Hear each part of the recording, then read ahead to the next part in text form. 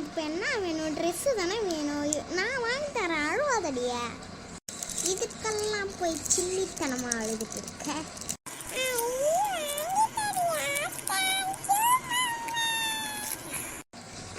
இப்போதான் உன் மூஞ்சி அழகா இருக்கு.